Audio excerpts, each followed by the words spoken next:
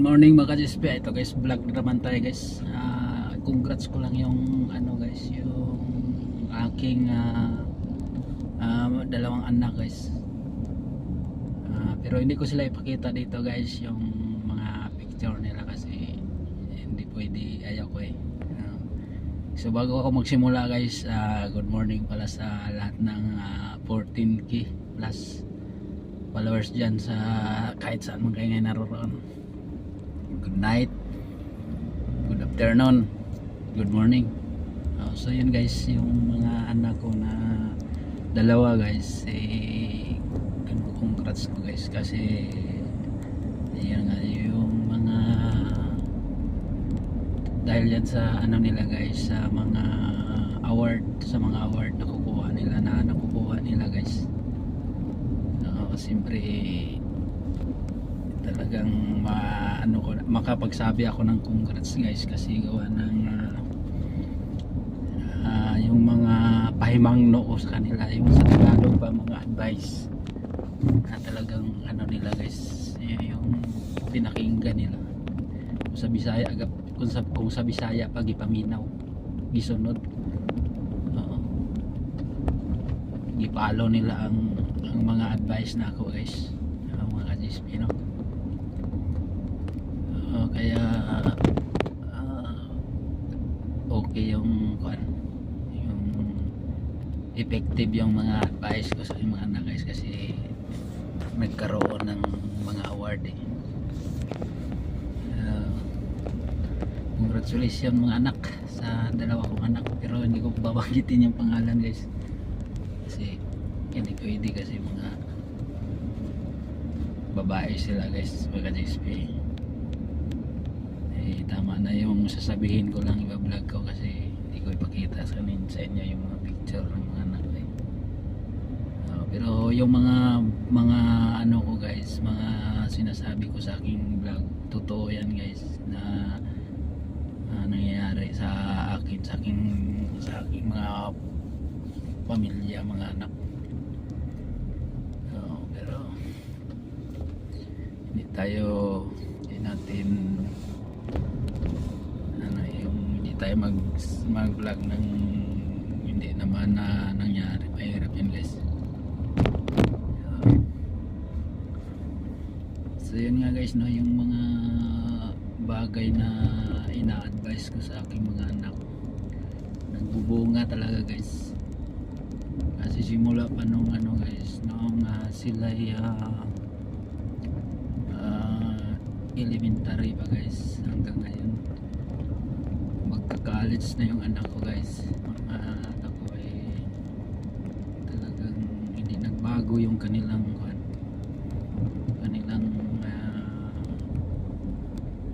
isipan. Talagang focus sa pag-aaral, sa pagre-review, no? Kasi lagi kong sinasabi sa kanila mga GSP na mag-review kayo ng mabuti para yung mga grades yung mga medyo mababa maangat konti. Pero sinusunod naman nila mga GSP, nagre-review naman na sila. Yun ang importante doon kasi minsan din natin naiwasan na medyo magalit tayo kasi nga hindi nasunod, pero mas okay pa rin yung ganun guys, medyo magalit tayo konti, pero minsan hindi naman. Pero madalas yung hindi ako nagagalit, mag-advise, magsasabi ako sa mga anak ko guys, mahinahon guys, hindi yung pagalit na pagsabi guys kasi mahirap yun. Mahinahon lang, minsan ako nagsasabi ng medyo galit guys. Ayun lang yung minsan lang naman, no? So yun ang kagandahan na nangyayari guys sa mga anak ko guys, no? Dami nilang medal doon, pero nakatambak lang doon sa lagayan, pati yung mga papel na award nila kasi bawat first grading, second grading, third grading, fourth grading, yan mayroon silang ganyang mga papel guys, buko doon sa medal, no? So nakatago lang yun guys, dami doon sa bahay. Kinukongrats ko talaga sila guys sa kanilang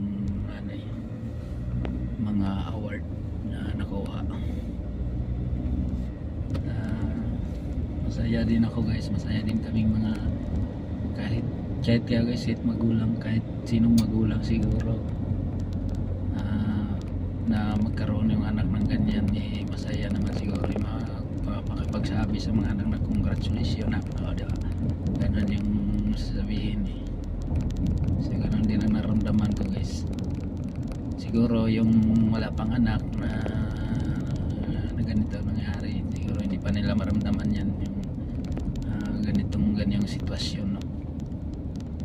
May mga award, may mga medalya. Yun ang importante guys, na hindi lang tayo sa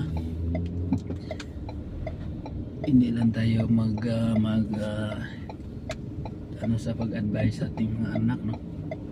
Habang nag-aaral sila, ina-advisean ko yan guys, yung tuwing gabi, bago umaga, bago pagising, nag-advise ko sa mga anak guys, mag-aaral lang mabuti, ganyan, magbarkada. Huwag muna barkada kasi nag-aaral pa, saka na yung barkada pagka yung tapos na kayo mag-aaral, saka may ano na kayo, mayroon ng trabaho. Ngayon focus muna, huwag muna yan, ganyan lang yung sinasabi ko guys, hanggang sa pagtapos yan siguro guys. Yan ang pag-ising nila, yan ang in-advise ko pa guys, kasi mahirap na pag hindi natin pagsabihan ng ganyan, parang baka lumihis yung kanilang isipan eh. Sabihin, isipin na walang nag-advise sa akin, ganyan yun. Eh baka mamaya guys, pagdating doon sa mga school, siyempre hindi maiwasan yung mga ganyang grades na magkakalis. Mayroong mga kumakalabit na mga, baka kakalabitin ng kuan guys, ng mga ibang kakalabitin ng para iligaw ang landas ng mga anak ko guys. So, hindi pwede yun, talagang hindi pwede yun sa akin yung ganun. Baka kalabitin lang bigla ni Judas Sistas Barabas guys, yun hindi pwede yun, talagang bawal na bawal yan sa akin guys. So yun, ganun ako kaano sa aking mga anak guys, kasi siyempre yung mga ano ko guys, yung mga advice sa kanila, hindi naman yan para sa kinabukasan ko, para sa kinabukasan nila yan. Pinapaalala sa kanila na ang lahat ng mga advice ko sa inyo mga anak, hindi yan para sa akin, kundi para sa inyong kinabukasan, na hindi kayo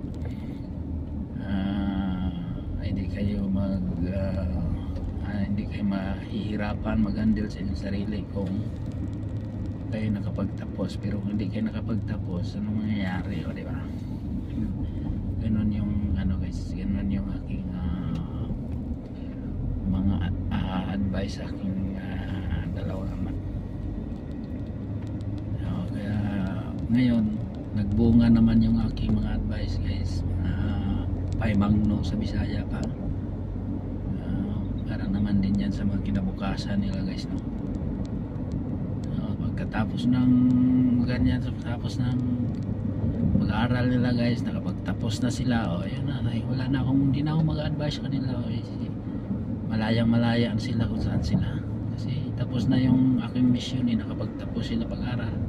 So ibig sabihin, tapos na yung mission ko na para i-advise ko sila doon sa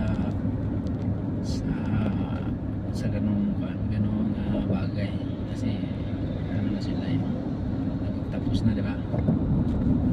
Ganun lang ako guys sa mga anak ko, kaya congratulations mga anak, kasi yung mga advice ko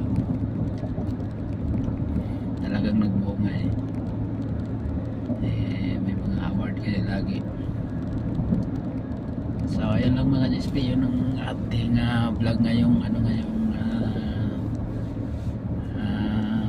malapit na mag-weekend ngayong week pala. Ayan ang lahat guys, hindi tayo susuko sa pag-advise sa ating mga anak, no? Kasi magbubunga at magbubunga, hindi tayo magsawa makasawa advice sa ating mga anak. natin kung wala tayo, hindi tayo nag-advise guys ang mga anak natin. Malis ang isip niyan eh. Hindi natin ano yung baga yun nga kakalabitin yan doon eh, malilis yung landas eh. Yun ang hindi maganda na nangyari. Kaya kailangan natin ng advice na mahinahon, kailangan din natin ng advice na medyo galit tayo. Ganun ako guys sa mga anak ko eh. Kaya siguro na ano nila na ganun, hindi ko ang laging advice ko lang, ulit ko lang yan umaga, gabi, pero hindi gabi yun guys, umaga minsan lang pagka yung gusto kong magsabi sa kanila yun lang, gising na sila yun lang. Kasi umaga kailangan natin mag-advise din sa kanila guys. Ganun lang ako eh. Pero ngayon is okay na yung mga ano ko, dalawang anak ko, talagang maano mo na, maasahan mo na sila. So yun lang guys, yung ano natin no, vlog ko ngayong umaga ba to? Umaga. Kailangan natin kailangan talaga yung isa mga anak natin. Sige. At ako'y i-off na yung ano ko guys, yung aking phone camera kasi medyo mahaba-haba na guys. Baka mamaya bigla na naman to mag-off, hindi masisave yung aking vlog. Hirap yung walang ano guys eh, medyo ano yung iwan ko ba't ganito yung phone ko. So bye bye guys, yun lang. Bye bye, good morning.